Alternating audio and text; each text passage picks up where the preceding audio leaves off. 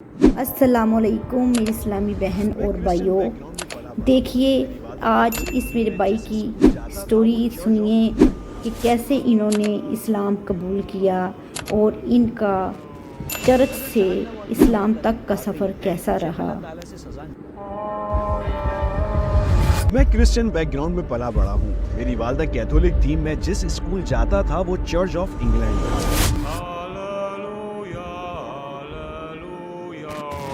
اگر جہنم اور قیامت کا دن واقعی ہے، مجھے اللہ تعالیٰ سے سزا نہیں چاہیے ایک غلط مذہب اور غلط عقیدے کی پیروی کر کے جس کے نتائج برے نکل سکتے ہیں۔ مجھے اللہ تعالیٰ سے سزا نہیں چاہیے ایک غلط مذہب اور اگر زندگی کا کوئی مقصد ہے اور یہ مقصد انسان کے لیے ہے تو یقیناً اس کو انسانی زندگی کے ہر پہلو کا احاطہ کرنا چاہیے۔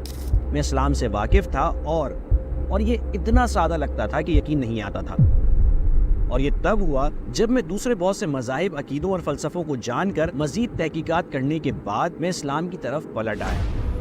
دراصل میں نے اسلام کو ویسے ہی رد کرنے کی کوشش کی جیسا کہ اس سے پہلے ہر دوسرے مذہب، عقیدے اور فلسفے کو رد کیا، لیکن صرف اسلام نے ہی مجھے مکمل جوابات مہیا کیے، لہٰذا میں نے اسے اختیار کر لیا۔ بھائی عبداللہ الاندلسی، ہم آپ کی یہاں آمد پر بہت مشکور ہیں۔ ہمیں بہت خوشی ہے کہ آپ ہمارے ساتھ ہیں۔ اپنی گفتگو کا آغاز یوں کروں گا کہ عبداللہ الاندلسی کون ہے؟ اپنی زندگی کا مختصراً تعارف کرائیے۔ وعلیکم السلام ورحمۃ اللہ وبرکاتہ۔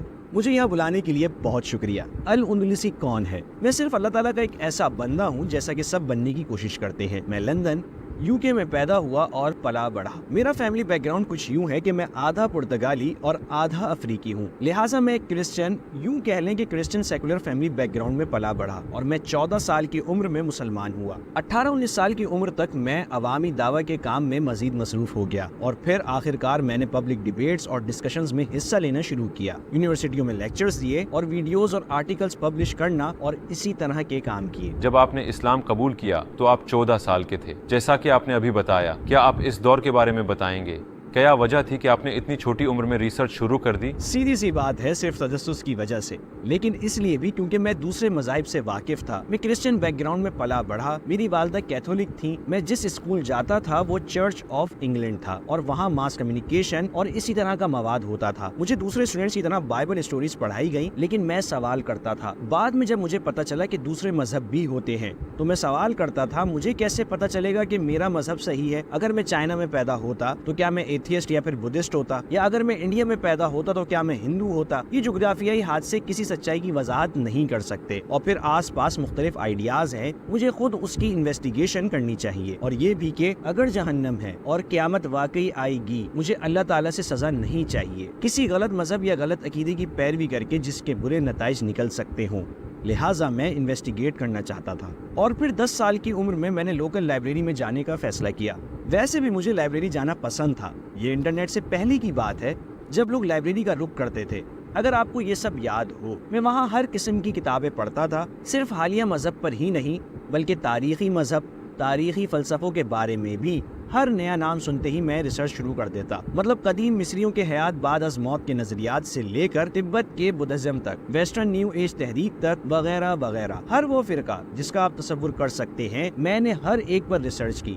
میں نے سوچا کہ کسی بھی مذہب، عقیدے یا فلسفے کا سائز اس کی سچائی کا ترجمان ہو سکتا ہے۔ میں ایسا نہیں سمجھ سکتا، میں صرف یہ دیکھوں گا کہ یہ مختلف آئیڈیاز کیا کہتے ہیں، کیا اس کا کوئی ثبوت ہے، کیا اس کی کوئی سینس بنتی ہے، کیا اس میں مجھے کوئی پرابلم نظر آ رہی ہے، جیسے کوئی تضاد وغیرہ۔ اگر ایسا ہے تو یہ سچا نہیں ہے، لہٰذا میں رفتہ رفتہ سب کو رد کرتا رہا۔ کیا آپ نے اسلام سے شروعات کی یا پھر اسلام آخری مذہب تھا جس پر آپ کی نظر پڑی؟ میں اسلام سے واقف تھا، یہ اتنا سادہ تھا کہ یقین نہیں آتا تھا۔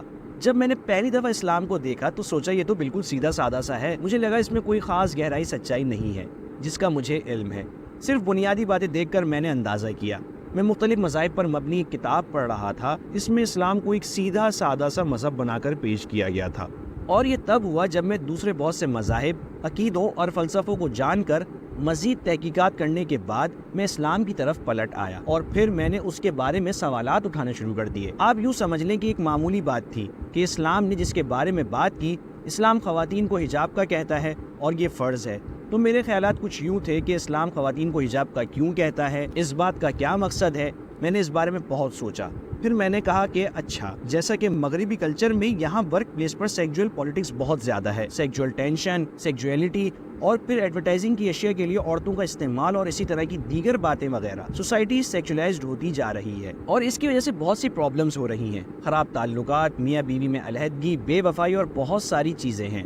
اور پھر جب میں نے اسلام کے حجاب کے کانسیپٹ کو دیکھا، میں سوچ رہا تھا کہ اس کا مقصد کیا ہے، اور میں نے کہا کہ آپ کے خیال میں اس کا کیا مقصد ہوگا؟ میں نے سوچا یہ اس لیے ہے تاکہ خواتین پبلک میں اپنے جسم کی نمائش نہ کریں اور با پردہ رہیں. حجاب اور جلباب وغیرہ کا استعمال. اچھا، تو مطلب اسلام سوسائٹی میں سیکجولیٹی کو پبلک کی نظر سے دور رکھنا چاہتا ہے، اسے پرائیویٹ رکھنا چاہتا ہے، کیونکہ سیکجولیٹی کے حوالے سے آپ کچھ بھی پبلک میں نہیں کر سکتے. آپ کام پر جانا چاہتے ہیں، آپ یونیورسٹی جانا چاہتے ہیں، لیکن سیکجولیٹی آپ کی توجہ کیوں بھٹکاتی ہے؟ آپ اس کو پبلک میں توجہ بھٹکانے کی اجازت دیں ہی کیوں؟ یہ ٹھیک نہیں ہے. اس سے سوسائٹی میں ایشوز بنتے ہیں جن سے میں مغرب میں پلنے بڑھنے کی وجہ سے پہلے ہی آگاہ تھا. تب مجھے سمجھ آئی کہ اس کی سینس بنتی ہے. پھر اچانک مجھ پر راز کھلا کہ اگر زندگی کا کوئی مقصد ہے اور یہ مقصد نوع انسانی کے لیے ہے تو یقیناً اس کو انسانی زندگی کے ہر پہلو کا احاطہ کرنا چاہیے. یہ نہیں کہ صرف ہفتے میں ایک دفعہ یعنی جمعے کے دن یا پھر اتوار کو چرچ چلے جانا چاہیے، بلکہ زندگی کے ہر رخ کا بشمول سوسائٹی. اس حوالے سے اسلام ایک مکمل مذہب معلوم ہوتا ہے، اور اگر کوئی مذہب یا عقیدہ سچا ہے تو وہ بھی کم و بیش ایسا ہی ہوگا. اور پھر میں نے اور سوالات اٹھانا شروع کر دیے. میں نے صرف اسی بات پر اسلام قبول نہیں کیا بلکہ میں نے مزید سوالات اٹھائے اور مجھے ان سب کے ایسے جوابات بھی ملے جس نے مجھے جھنجھوڑ کر رکھ دیا، اور آخرکار میں نے تسلیم کر لیا کہ اسلام ہی سچا ہے. دراصل میں نے اسلام کو اسی طرح رد کرنے کی کوشش کی جیسا کہ اس سے پہلے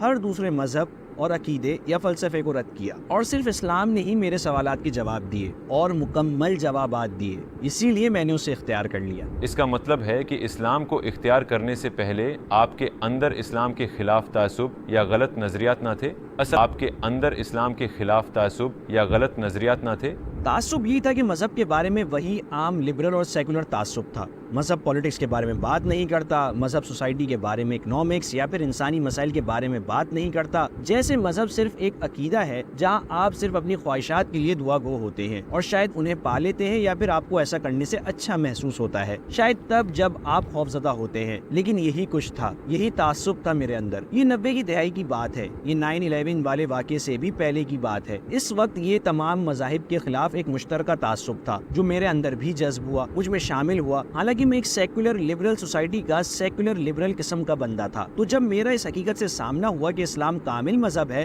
تو میں شاکڈ رہ گیا، کیونکہ مجھے بتایا گیا تھا کہ مذہب ان چیزوں کے بارے میں بات نہیں کرتا، اور جب میں نے جانا کہ یہ کرتا ہے تو اس کی سینس بنتی تھی کہ ان چیزوں کے بارے میں بات کرتا، اس کو اس چیزوں کے بارے میں بات کرنی چاہیے تھی. تو میرے خیال سے آپ رد کرنے کے اس عمل سے گزرے ٹھیک کہانا، جیسا کہ یہ سچا نہیں ہے، وہ سچا نہیں ہے وغیرہ.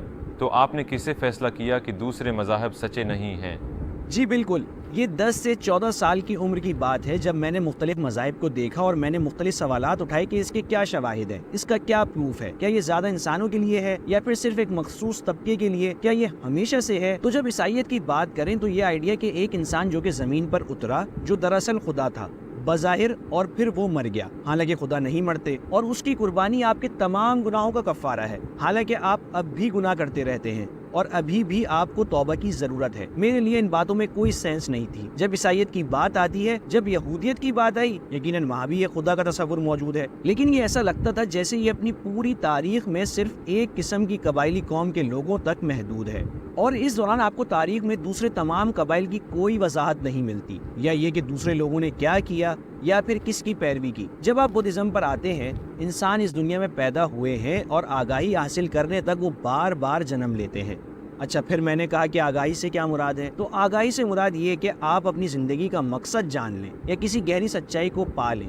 پھر میں نے کہا کہ آپ کہہ رہے ہیں کہ انسانی زندگی کا مقصد آگاہی کو پانا ہے، اور آگاہی کا مطلب اپنے مقصد کو پانا. تو میں تو اپنے مقصد کو جان گیا ہوں، میرا مقصد آگاہی حاصل کرنا ہے. تو یہ لاجک ایک گول چکر بن جاتی ہے. اور پھر مزید سوالات بھی تھے، جیسے اگر بدھزم میں خدا کا تصور نہیں ہے یا خدا بدھزم میں اہم نہیں ہے تو بار بار جنم لینے کا سسٹم کس نے سیٹ کیا ہے، اور کیا کوئی پہلا انسان بھی تھا؟ کیونکہ آپ لامحدود مرتبہ لوگوں کے ماضی میں نہیں پلٹ سکتے. تو آپ کی پہلی روح کیا تھی؟ وہ پہلا جسم جس میں آپ نے پہلی مرتبہ جنم لیا، اور اس سے پہلے آپ کہاں تھے؟ بدھزم اس بارے میں خاموش ہے. ہندو مت کا عقیدہ بھی لگ بھگ ایسا ہی ہے، کیونکہ بدھزم ہندو مت سے ہی نکلی ہے. ہندو مت کے مرکزی دھارے کا عقیدہ یہی ہے کہ ایک خدا تھا جس سے ہم آئے ہیں، لیکن ہم اسی خدا کا حصہ ہوا کرتے تھے، اور خدا کس طرح سے ایسے ٹکڑوں میں تقسیم ہو جاتا ہے جو خود بے بس اور لا علم ہے، لہٰذا خدا کا ہی ایک حصہ بے بس اور لا علم ہے، اور پھر آپ بار بار جنم لیتے ہیں، آپ پیدا ہوتے ہیں، مر جاتے ہیں، پھر پیدا ہوتے ہیں، پھر مر جاتے ہیں، جب تک کہ آپ کو خدا کی طرف واپسی کا راستہ نہ مل جائے، لیکن آپ خدا کا حصہ ہیں۔ اس بات کی کس طرح سے کوئی سینس ہی نہیں بنتی، اور خدا ٹکڑوں میں تقسیم ہوتا ہے، ایک ابدی لامحدود خالق ٹکڑوں میں تقسیم ہو سکتا ہے، اور پھر یہ ٹکڑے فانی اور محدود ہیں، اس کی بھی سینس نہیں بنتی۔ تو مختلف مذاہب اور عقیدوں کی ریسرچ میں اسی قسم کے پروسیس سے گزر رہا تھا، اور الحاد بھی اس لسٹ میں شامل تھا، ٹھیک کہانا، تو آپ نے اسے بھی ایسے ہی رد کیا؟ اچھا، میرے مطابق میں ایک روایتی تعصب کا شکار تھا کہ ایک مقام پر آ کر سائنس ہی ہر سوال کا جواب دے سکتی ہے۔ مطلب میں ہمیشہ سے سائنس میں انٹرسٹڈ رہا اور ابھی بھی ہوں۔ جب کبھی میں سائنس اور فزکس بیسڈ سبجیکٹس کے لیے یونیورسٹی گیا، میں نے ہمیشہ اچھے گریڈز لیے، لیکن یہ نظریہ کہ سائنس ہی تمام سوالات کے جوابات دے سکتی ہے ایک ایسا مفروضہ تھا جو مجھے اس سوسائٹی میں پڑھایا گیا جہاں میں رہتا تھا۔ لیکن سائنس میٹر سے آگے کی وضاحت نہیں کر سکتی، یہ بس صرف یہی بتاتی ہے کہ میٹر کیسے بیہیو کرتا ہے،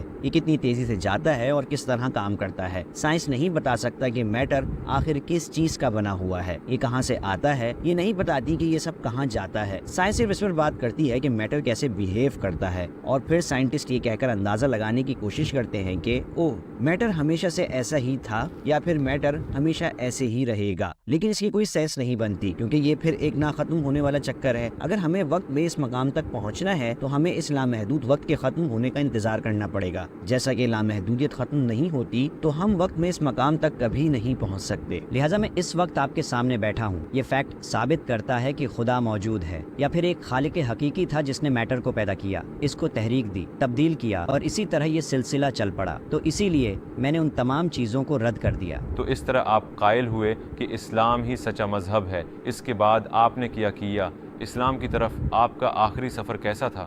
کیا آپ ہمیں اس فیز کے بارے میں بتائیں گے؟ صحیح، میں قرآن مجید کا مطالعے کے ساتھ ساتھ قرآن مجید کی تفسیر اور تشریح کا بھی مطالعہ کر رہا تھا، اس کے ساتھ اسلام کے بارے میں مختلف کتابوں کا مطالعہ کر رہا تھا۔ جب مجھے کوئی ایسی بات ملتی جس کی کوئی سینس نہیں بنتی تو میں اس پر کافی عرصے تک غور و فکر کرتا، اور مجھے محسوس ہوتا کہ اس ٹیکسٹ کی کوئی سینس نہیں بنتی، لیکن میں اسے ایک مفروضے کے طور پر لیتا، اور یہ مفروضہ مجھے بتاتا کہ میں اس چیز کو صحیح طور پر سمجھ نہیں پایا۔ لہٰذا قرآن مجید کے مطالعے کے پروسیس نے مجھے ان تمام مفروضوں سے آزاد کر دیا جو کہ میں نے گھڑے تھے، اور اس بوجھ سے بھی جو میں اسلام میں داخل ہوتے وقت اپنے ساتھ لے کر آیا تھا۔ تو الحمدللہ میرا اسلام قبول کرنے اور مسلمان بننے کے اقدام باقی ایسے تھے جس میں میں انٹرسٹڈ تھا۔ میں واقعی متاثر ہوا، یہ کچھ ایسا لگتا ہے جو سچ ہو سکتا ہے، تو پھر میں نے اسی مفروضے کی بنیاد پر قدم بڑھا کر اسے اختیار کیا۔ لہٰذا مفروضہ ایسی چیز ہے کہ جس کے بارے میں آپ کو یقین ہے کہ یہی بہترین جواب ہے، لیکن آپ 100% مطمئن نہیں ہوتے، شاید اس سے بہتر بھی جواب موجود ہو، لیکن آپ کے پاس جتنے بھی شواہد موجود ہے اس کی روح سے یہی بہترین جواب ہے۔ اور پھر اس سے گزر کر جب میری نالج میں دن بدن اضافہ ہوا اور میں نے کچھ ایسے سوالات اٹھانا شروع کیے جیسے کہ کیا ہوتا اگر ایسا ہوتا یا ویسا ہوتا، آپ کہہ سکتے ہیں کہ میں ایک مذہب بنا رہا تھا، اور اس کے لیے میں اسلام کو ایک بنیاد کے طور پر لے رہا تھا، لیکن میں اس میں کچھ تبدیلیاں چاہتا تھا۔ کیا یہ اس طرح سے مزید اچھا یا بہتر ہو سکتا تھا؟ اور میں اس پروسیس سے گزرا۔ میں نے محسوس کیا کہ ہر دفعہ جب بھی میں نے اس میں کسی بھی قسم کی تبدیلی کی کوشش کی تو اس کا انجام تضاد پر ہوا، یا پھر ایسی کسی بات پر جس کی کوئی سینس نہیں بنتی۔ اور پھر مجھے احساس ہوا کہ اسلام کس طرح سے کائنات کی وضاحت کرتا ہے، انسانوں کی موجودگی کی، جانوروں اور سیاروں کی موجودگی کی، ہر چیز کی، چاہے وہ خوشی ہو یا غم یا پھر آپ۔ مطلب ایک محدود عرصے کی زندگی میں اس مقام پر صرف اسلام ہی ہمیں ان تمام چیزوں کے ایسے جوابات دیتا ہے کہ ان سب کے لیے اس سے بہتر جوابات دینا ممکن ہی نہیں۔ تو آخر کار میں اس نتیجے پر پہنچا کہ حقیقت میں اسلام ہی وہ ممکنہ وضاحت ہے، اور پھر مجھے یقین آ گیا، پھر مجھے دین اسلام پر مکمل یقین آ گیا۔ تو آپ کی آخری بات یہ تھی، ٹھیک ہے اب میں کل جا کر مسلمان ہو جاؤں گا، یہ فیصلہ آپ نے کیسے کیا؟ اچھا، میں اس وقت 14 سال کا تھا اور اس وقت میں نے اسلام کو ایک مفروضے کی طرح قبول کیا، یعنی وہ بہترین وضاحت جو میں جانتا تھا۔ تو بطور ایک ایسے انسان جو کہ مقصد کی تلاش میں ہے، میں بہترین وضاحت کی پیروی کرنے کا پابند تھا، اور مجھے اسلام میں کوئی تضاد نظر نہیں آیا، تو کوئی وجہ باقی نہ رہی کہ میں اس کا انکار کرتا۔ لیکن مجھے یہ پتہ نہیں تھا کہ اسلام قبول کرنے کے لیے باضابطہ طور پر شہادت کی تصدیق کرنا ضروری ہے۔ میں سمجھا یہ کچھ ایسا ہے کہ بس آپ اس پر ایمان لے آئیں، تو میں نے بس یہ کہا کہ مجھے اس پر یقین آ گیا۔ تو میرا شہادت دینا کچھ ایسا تھا کہ میں بس اپنی والدہ کے پاس گیا اور کہا، امی میرے خیال سے میں مسلمان بنوں گا۔ تو بنیادی طور پر یہی میری شہادت تھی، اور آپ کو پتا ہے کہ میری ماں ایک سیکولر بیک گراؤنڈ سے تھی، لیکن لبرل سیکولر بیک گراؤنڈ سے جہاں مذہب کی کوئی اہمیت نہیں ہوتی، تو ان کے لیے واقعی یہ کوئی بڑا مسئلہ نہیں تھا۔ انہوں نے یہی خیال کیا کہ میں بس ایک فیز سے گزر رہا ہوں، کیونکہ والدین ویسے بھی اپنے بچوں کو مختلف فیز سے گزرتا دیکھتے ہیں، جس میں بچے مختلف قسم کی چیزیں اور مشغلے اختیار کرتے ہیں۔ تو انہوں نے میرے اس فیصلے کو ایک مشغلے کے طور پر لیا، اور تقریباً 30 سال بعد میرے خیال سے اب جا کر ان کو یہ احساس ہوا ہے کہ یہ مشغلے سے آگے کی کوئی چیز ہے۔ بذات خود زندگی ہے۔ بالکل جی، الحمدللہ۔ جب آپ نے اسلام کی تبلیغ شروع کی اور لوگوں کو دعوت دی تو آپ کے سرکل میں یا فیملی سے کوئی مسلمان ہوا؟ جیسا کہ آپ کو پتا ہے کہ جب میں نے اسلام پر انویسٹیگیشن شروع کی تو میں ہمیشہ اپنی والدہ کو اس کے بارے میں بتاتا، اور ظاہر ہے اپنے والد کو بھی، اور الحمدللہ وقت گزرنے کے ساتھ ساتھ انہوں نے مجھ میں چینجز دیکھے۔ میں ان کے لیے اچھا بیٹا بن گیا، جیسا کہ میرا تعلق ایک لبرل سیکولر گھرانے سے تھا جہاں کے بچے باغی قسم کے ہوتے تھے، تو میرا رویہ ان کے لیے ان باغی قسم کے بچوں سے ہٹ کر تھا، کیونکہ تقریباً سارے ہی بچے بدتمیز قسم کے تھے۔ لیکن مغربی تہذیب کے پروردہ بچوں کی بدتمیزی کچھ اور ہی تھی۔ باقی کلچر اور عقیدوں کی نسبت ان کا اپنے والدین کے ساتھ بدتمیز رویہ ہوتا تھا۔ جب مجھے اپنی زندگی کا مقصد معلوم ہو گیا تو مجھے اپنے راستے کی غلطیاں دکھائی دینے لگی، اور میں نے دیکھا کہ میں اپنے والدین کا زیادہ شکر گزار بن گیا کہ جو کچھ انہوں نے میرے لیے کیا۔ لیکن جب میرے والدین نے دیکھا کہ ان کا بیٹا اب زیادہ محنتی، با اخلاق، اچھے طور طریقوں والا ہو گیا ہے، یقیناً میں پرفیکٹ نہیں تھا، لیکن انہوں نے میرے اندر ریڈیکل چینجز دیکھے، تو وہ کس طرح برا مان سکتے تھے؟ ٹھیک کیوں کر اس سے خوفزدہ ہو سکتے تھے؟ میرے خیال سے ادب سے ہم وہ کچھ پا لیتے ہیں جو بعض اوقات نظریات سے ممکن نہیں ہوتا۔ لوگ صرف آپ کے ادب اور اخلاق میں چینجز دیکھتے ہیں اور متاثر ہو جاتے ہیں، اور ان کے دل آپ کی طرف راغب ہو جاتے ہیں۔ یہ کئی گھنٹوں کی اس تبلیغ اور مسلسل بولنے سے زیادہ با اثر ہے۔ بس ایک مشکل یہ ہے کہ بیشتر والدین کے لیے یہ تسلیم کرنا مشکل ہوتا ہے کہ ان کے بچے ان کو زندگی کا سبق پڑھائیں۔ ان کا رد عمل یہ ہوتا ہے کہ کل تک ہم تمہاری دیکھ بھال کرتے تھے، آج تم ہمیں پڑھاؤ گے کہ ہمیں زندگی میں کیا کرنا چاہیے۔ تو کچھ ایسا ہی تھا۔ تو آپ کہہ سکتے ہیں کہ آخر کار میرے والد نے اسلام کو اپنے لیے ری ڈسکور کیا، اور میری والدہ بھی برائے نام سے مسلمان ہو گئی تھی۔ 100% پرفیکٹ تو نہیں، لیکن آپ کہہ سکتے ہیں کہ کیونکہ ان کو مسلمانوں والا ماحول نہیں ملا، ٹھیک، تو پھر ان کے سارے فرینڈز سبھی کیتھولک تھے یا پھر سیکولر تھے۔ تو اس صورت میں یہ بہت مشکل ہے، کیونکہ ہم سب سوشل رہنا چاہتے ہیں۔ بطور انسان آپ کو حوصلہ افزائی کی ضرورت ہوتی ہے، لیکن الحمدللہ انہوں نے شہادت پڑھ لی۔ آپ کہہ سکتے ہیں کہ کچھ لوگوں کی سٹوریز تھوڑی زیادہ رومانٹک ہوتی ہیں، میری کہانی ایک رفتہ رفتہ ہونے والا احساس ہے، ہم دونوں، یعنی میرے لیے اور آخر کار میرے والدین کے لیے بھی۔ جب آپ قرآن مجید کو دیکھتے ہیں تو اپنے ایریاز آف انٹرسٹ کے حوالے سے اس کتاب کو کیسا پاتے ہیں؟ جب آپ قرآن مجید کا مطالعہ کرتے ہیں تو یہ مطالعہ دوسری ہر اس کتاب سے مختلف ہوتا ہے جو آپ نے کبھی پڑھی۔ حتیٰ کہ جب آپ ٹرانسلیشن دیکھتے ہیں تو آپ جان جاتے ہیں کہ کوئی بہت قابل انسان بھی ایسی تحریر نہیں لکھ سکتا، کیونکہ عام طور پر جو لوگ کتابیں لکھنے اور تحریر میں بہت اچھے ہوتے ہیں ان کے پاس اپنی معلومات کو فٹ کرنے کے لیے محدود قسم کے سٹرکچرز ہوتے ہیں۔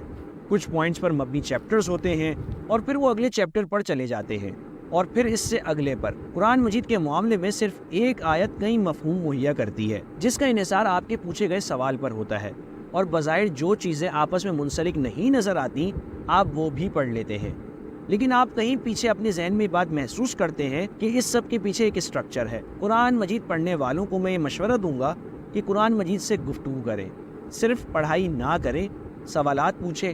آپ شاید یہ سوچیں کہ میں نے کتاب سے سوال پوچھے، ایک کتاب کس طرح جواب دے سکتی ہے، لیکن آپ حیران ہو جائیں گے کہ کیسے ایک آیت جو آپ کے خیال میں بہت بیسک ہے کوئی زیادہ وضاحتیں بھی پیش نہیں کرتی، کسی سوال کا ایسا جواب کیسے دے سکتی ہے جو آپ نے کبھی سوچا بھی نہ تھا۔ یہ ایک ایسی کتاب ہے جسے آپ بار بار پڑھ سکتے ہیں، دوبارہ اور پھر دوبارہ۔ آج کل مسلمان قرآن مجید میں مفہوم سمجھنے سے زیادہ آواز پر توجہ دیتے ہیں، حتیٰ کہ اس بارے میں ایک حدیث بھی ہے، مطلب یہ حدیث ضعیف ہے، مجھے یہ نہیں پتا، لیکن یہ کچھ غور طلب چیزوں کی پیش گوئی کرتی ہے۔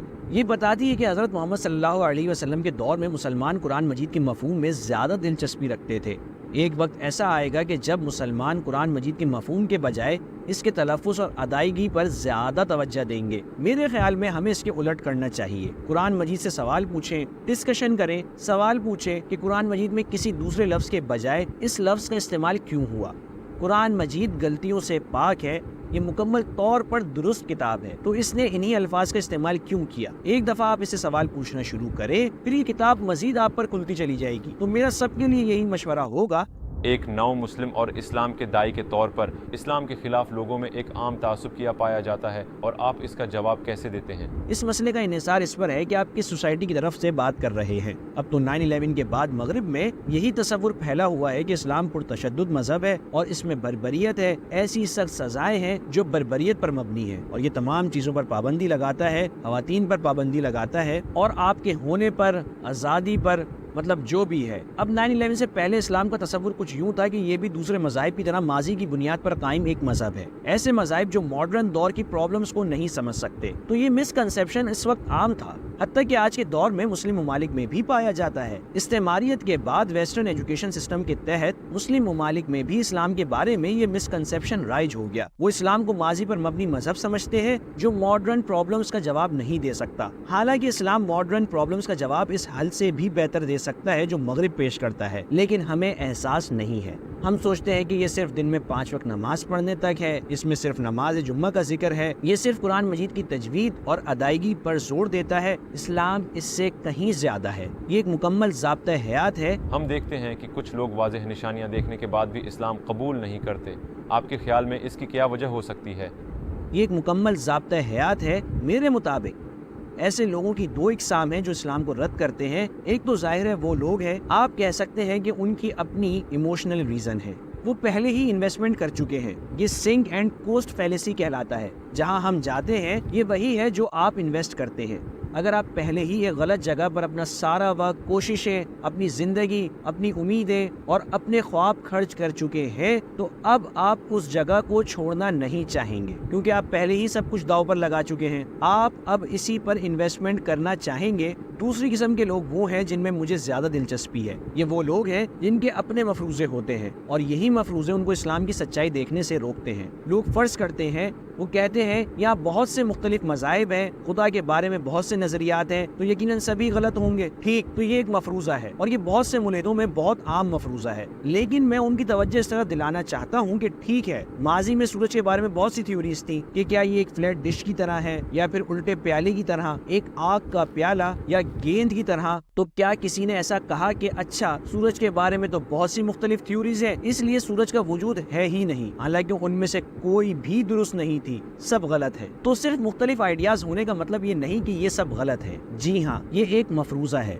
تو اسلام میں ہم یہ نہیں کہتے کہ ایک خدا کے لیے استعمال ہونے والا ہر لفظ ہر دوسرے کلچر یا ساری سویلائزیشن میں غلط ہے۔ ہم صرف اتنا کہتے ہیں کہ ان کے خدا کے بارے میں پیش کردہ سارے تصورات درست نہیں ہیں۔ اگر آپ ٹرینٹی پر یقین رکھتے ہیں، یا پھر اس پر کہ خدا ٹکڑوں میں تقسیم ہے، یا کئی خداؤں پر یقین رکھتے ہیں، یا خدا کی کوئی فیملی ہے، تو یہ سب غلط ہے۔ لیکن اگر آپ ایک خدا پر یقین رکھتے ہیں تو چاہے آپ کی پوری تاریخ اسے کچھ بھی پکارے، آپ اسے اللہ پکارے یا الوک، چاہے آپ اسے دیوتا پکارے یا ایشور، ٹھیک، سب الفاظ ایک جیسے ہیں۔ آپ ایک ہی ذات کو مختلف زبانوں میں بیان کر رہے ہیں۔ تو یہ ایک ایسے مفروضے کی مثال ہے جو ایسے لوگوں کے لیے روڈ بلاک ثابت ہوتا ہے، اور جب ہمارا سامنا ملحدوں سے ہوتا ہے یا پھر دوسرے مذاہب کے لوگوں سے، تو ان میں جو مخلص ہوتے ہیں ان کو صرف ان کے مفروضے مسلمان بننے سے روکتے ہیں۔ تو انشاءاللہ ایک دائی کا عزم ان سب مفروضوں کا خاتمہ ہے، اور شہادت کیا کرتی ہے؟ شہادت کی ابتدا نفی سے ہوتی ہے، یہ کہتی ہے لا الہ، ٹھیک، یعنی کوئی معبود نہیں۔ یہ سارے بت،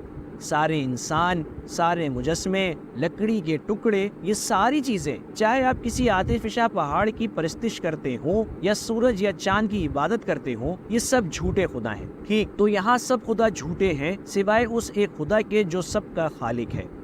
آپ کو اپنے وقتوں میں اتنی طاقت کہاں سے ملی جبکہ آپ نے سب صرف اپنے بل بوتے پر کیا اور آس پاس کوئی مسلمان نہ تھا؟ یہ ان بڑے سوالوں میں سے ایک سوال ہے جو زیادہ تر مسلمان جو کہ پیدائشی مسلمان گھرانوں سے ہیں اور مسلمان ممالک میں رہتے ہیں، وہ دین پر استقامت کا پوچھتے ہیں۔ اگر آپ اپنے دین کا مظاہرہ پبلک میں نہیں کرتے، یا اگر آپ اس کو پکارتے نہیں ہیں، یہ اس وجہ سے ہے کہ آپ کے اندر کوئی کمزوری ہے، یا آپ کے اندر ایسی جد و جہد جاری ہے جس سے مفاہمت کرنا مشکل ہے۔ میرے مطابق یہ بہت عجیب بات ہے۔ اگر آپ سمجھتے ہیں کہ آپ کی زندگی کا مقصد کچھ ایسا ہے جیسے اس مذہب کی پیروی کرنا، اس میں ایک خالق ہے جس نے آپ کو پیدا کیا، تو زندگی میں اس کی اطاعت کے علاوہ اور کوئی مطلب نہیں ہونا چاہیے۔ اس کی پیروی کرنا، وہ کیا کہتا ہے اس کی رہنمائی میں کچھ اور کرنا بالکل بے مقصد ہے۔ کیونکہ اگر میں اپنے والدین کی یا سوسائٹی کی پیروی کروں گا تو یہ چیزیں گزر جائیں گی. وہ میرے خدا نہیں ہے, انہوں نے مجھے نہیں بنایا, تو پھر اس کا کوئی مقصد نہیں. جب میں دیکھتا ہوں کہ مسلمان ان چیزوں میں مصروف ہیں تو یہ بات مجھے واقعی پریشان کرتی ہے, کیونکہ میں ایک مفروضے کے ساتھ آیا تھا اور بہت سے نو مسلم بھی ایسا کرتے ہیں. یہ صرف میں ہی نہیں, آپ کسی بھی نو مسلم سے پوچھ لیں, وہ بھی یہی کہیں گے کہ وہ شاکڈ رہ گئے جب وہ مسلم ورلڈ کو دیکھتے ہیں, کیونکہ ان کے لیے وہ جانتے تھے کہ اسلام سے پہلے کی زندگی کیا تھی اور بات کی کیا ہے. رہنمائی صرف یہی نہیں کہ آپ اب کیا کریں, یہ تو انسان کی اس دنیا میں موجودگی کا اصل مفہوم ہے. وہ انسان جس کی رسائی اس تک ہوئی اور اب وہ اس کو پا چکے ہیں. اب کسی اور چیز کی پیروی کرنا یہ تو بالکل بے مقصد ہوگا. یوں سمجھیں کہ کوئی جاب انٹرویو کے لیے کسی کارپوریٹ لا آفس یا اسی طرح کہیں گیا, وہ سوٹ پہن کر جاتے ہیں اور بہت اچھا انٹرویو دیتے ہیں, ان کو جاب مل گئی, اب وہ بہت سا پیسہ کمائیں گے اور عزت بھی خوب ملے گی. اب وہ جاب پر آتے ہیں اور کہتے ہیں کہ چلو آفس میں فٹ بال کھیلیں, اور کوئی کام نہیں کرتے. تو آپ یہی کہیں گے کہ یہاں رہ کر تو جاب ہی کرنا ہوگی, آپ کی یہاں موجودگی کا مقصد یہ جاب کرنا ہے, تو پھر آپ آفس میں فٹ بال کیوں کھیل رہے ہیں؟ تو ان مسلمانوں کی مثال بھی ایسی ہی ہے جو اپنی زندگی کا مقصد جانتے ہوئے بھی بچکانہ چیزوں میں مصروف ہے جن کا کوئی مقصد نہیں, جیسے نیشنل آنر یا پیٹریوٹزم یا نیشنلزم یا فیملی آنر یا صرف پیسے کمانا یا کسی مشہور کلچر کو فالو کرنا, حالانکہ ان کا کوئی مقصد نہیں ہے. آپ کیوں ان کو فالو کر رہے ہیں؟ ان کا کوئی پوائنٹ نہیں ہے. جب آپ ان جھوٹے خداؤں کی پیروی کرتے ہوئے مر جاتے ہیں تو آپ کی زندگی بے مقصد ہوگی. تو مجھ سے میری طاقت کا راز پوچھتے ہیں, میرا نہیں خیال کہ زیادہ طاقت کی ضرورت ہے. ہر چیز میں دین اسلام کو لاگو کرنے کے علاوہ اور کوئی بھی کام کرنا بے مقصد ہے. اگر آپ کو دنیا کے تمام غیر مسلموں سے بات کرنے کا موقع ملے اور آپ کے پاس صرف 1 منٹ ہو تو آپ کیا کہنا چاہیں گے؟ میرے خیال سے میں ان سے بھی یہی کہوں گا جو میں دنیا بھر کے مسلمانوں سے کہنا چاہتا تھا, کہ آپ کو آپ کی سوسائٹی, کلچر اور والدین جو کچھ بھی سکھائیں اس پر اندھا دھند یقین مت کریں. اپنے آپ سے سوال کریں, آپ کو کیسے پتا چلے کہ آپ جس کو فالو کر رہے ہیں وہ درست ہے؟ آپ کیسے جانتے ہیں کہ وہ ساری چیزیں جو آپ کو سکھائی گئی ہیں وہ سب درست ہیں؟ اور میرا مطلب صرف سائنسی سوالات یا ان سوالات سے نہیں ہے جو ہم اکثر کرتے ہیں, یہ اس بارے میں ہے کہ آپ کو کیا کرنا چاہیے اور کیا نہیں کرنا چاہیے, آپ کس لیے جی رہے ہیں, اس بارے میں سوال کریں. آپ کیسے جانتے ہیں کہ آپ کو جو پڑھایا گیا وہ سب سچ ہے؟ اگر آپ ایسا کرتے ہیں, انویسٹیگیشن کرتے ہیں, آپ سچائی کو پا لیتے ہیں, تو آپ اسے اپنی زندگی کے تمام پہلوؤں پر لاگو کیوں نہیں کر سکتے؟ لہٰذا سوال کریں اور اندھا دھند پیروی نہ کریں.